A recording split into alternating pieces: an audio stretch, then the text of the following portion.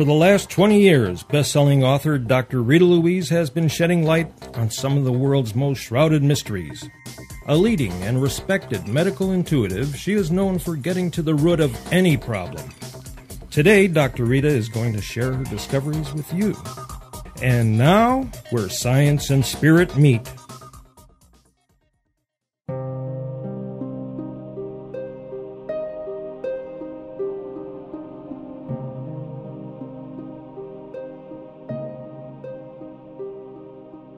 What happens to us when we die? According to Christian tradition, the viewpoint most widely held in the United States, it is believed that when we die, our soul exits the body and we go to one of two places, heaven or hell. If we are good, honest, or pure in life, there is a good chance that we will go to heaven. There we will spend eternity in a virtual paradise, or as some people envision it, with us sitting on a cloud playing a harp for eternity. If, on the other hand, we live a life filled with hate, evil, or ill intent, it is believed that we will be spending eternity in the pits of darkness amongst fire and brimstone. Yes, we will be calling hell home. Once you step outside of Christianity, the viewpoint of what happens after death changes dramatically. The concept of reincarnation, or the transmigration of the soul, is believed in cultures around the globe. Reincarnation is the belief that after death, our soul leaves the body, and in time will come back to earth embodied in the body of a newborn baby, human or otherwise. Instead of spending eternity in paradise or torment, we experience cycles of life and death here on earth. The concept of reincarnation is most often associated with the wisdom of the East. It only takes a little digging to quickly discover that it is not only the yogis who believe in cycles of life on earth. It was in 323 AD at the Council of Nicaea that the concept of reincarnation was tossed out of Christian theology. The purpose of the Council of Nicaea was for early Christians to settle their disputes regarding Christ. These disputes range from who was Christ? Was he man or divine? What was his relationship to the one true God? Included in these arguments was the concept of life after death.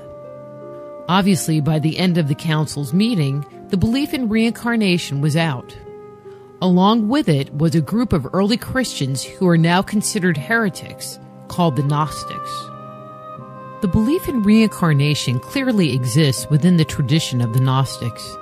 Their writings, now known as the Apocrypha, were rejected by the early church father for inclusion in the Bible. These early Christian texts include the Secret Book of John and the Myth of Sophia. In the Secret Book of John, the concept of a soul re-entering the body is clearly described. The Myth of Sophia takes this concept even further, where it describes the consequences one can expect after death and during their next lifetime. Judaism, the forefather of Christianity, also holds a belief in reincarnation. Flavius Josephus, a first-century historian, states that the belief in reincarnation was held by the Pharisees. The Pharisees were a group of strictly observant Jews in the first century. According to Josephus, the Pharisees believed that when the soul moves into another body, we all have the power to live again. In the Zohar, a foundational work of Jewish mysticism, reincarnation is also clearly described. It says that all souls are subject to revolutions. Additionally, it infers that at birth we lose our memory of our earlier lives and the judgments we incurred at death. In his book, The Republic, the early Greek philosopher Plato describes what happens to the soul after death. According to Plato, we are either rewarded or punished for 1,000 years. At the end of that time, we each make a choice of what kind of life we wish to be born into. The Aborigines of Australia believe that the soul of man comes from spirits left behind by beings who lived during a mythical period of time they call the dream time. Likewise, after death, the person's soul returns to the abode of the ancestral spirits. In Buddhism, the concept of reincarnation takes a slight shift. Instead of each of us containing an eternal soul or spirit, there is only a stream of consciousness that links us with life. In Hinduism, the belief in reincarnation plays an integral part of their philosophical tradition. In their sacred text, the Vishnu Purana, gestation, birth, life, death, and what awaits us in the afterlife are all clearly described. It is believed that at birth we lose all knowledge of ourselves and our previous existences here on earth. Without the knowledge of where we have been and where we should go, we are left up to our own devices to do good or suffer the consequences. In this tradition, there is only pain and suffering. That is, until we let go of the illusion of self and merge once again with God.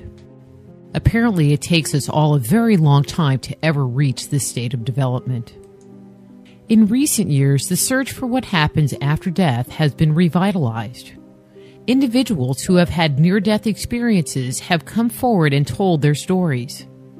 Their tales often include moving into a bright light, traversing a long tunnel or hallway, and being met on the other end by friends or loved ones.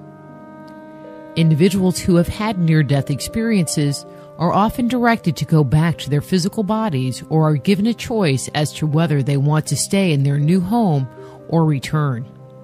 Reluctantly, they return, but they are all filled with a newfound understanding of living and of life. Scientific proof of life after death has been elusive at best. As we have learned from ancient sources, we lose our memories of our earlier lives. If we don't know where we've been, how can we know if we existed before? One scientist, Dr. Ian Stevenson, spent years documenting cases of children with recall of their last life here on Earth. With over 3,000 case files, his work is the best collection of data that reincarnation is real. Children who remember their earlier life will often make spontaneous remarks including specific names, locations, and details of their lives and personal possessions they owned. Children between the ages of 2 and 4 are the most common to utter recalled memories and remarks about their previous life. This usually ceases by the time the child reaches the age of 8. When the claims made by these children are investigated, many of them are found to be true. The concept of reincarnation and the existence of life after death is something that has been contemplated since the earliest of times. Even today, what happens to us after death is still a mystery. Do we return to Earth in cycles of life and death, or do we spend eternity in perpetual bliss? The scientific jury is still out, but based upon ancient traditions, what will happen to us when our time here on Earth is through does seem clear. If we don't remember it, we will have a chance to learn it all over again.